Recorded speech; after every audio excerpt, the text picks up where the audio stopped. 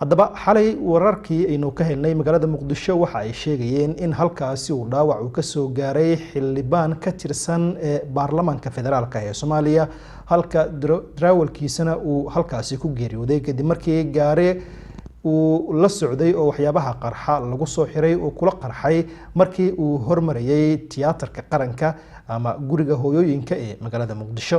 haddaba xildhibaankaas oo dhaawaciisii isla xalay loo qaaday mid ka mid ah xarumaha caafimaadka ee ku yaala magaalada muqdisho ayaa waxa markii dambe ka daba tagay oo halkaasi ku booqday ra'iisul wasaaraha xukuumadda federaalka ee Soomaaliya Xasan Cali Khayre iyo xubno ka tirsan labada gole ee dawladda Soomaaliya warbixintaasna waxa magaalada muqdisho nooga soo dirtay wariyaheena Shamsa Cabdiraxmaan Maxamuud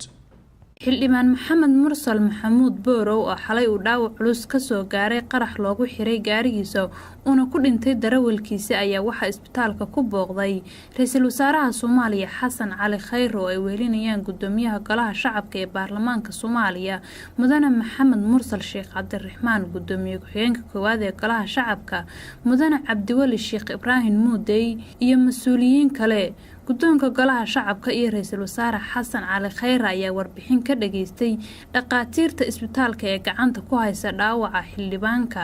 mas'uuliyiinta booqday xildhibaan maxamed mursal maxamuud boorow ayaa dhammaantood alla uga baryay inuu caafimaad taam siiyo iyadoo ay mas'uuliyiintu ballan qaadeen in inta isbitaalka uu ku jiro ay gacan ka geysan doonto sidii uu caafimaad degdeg u heli lahaa Shamsa Cabdiraxmaan Maxamuud wararka TV-ga STN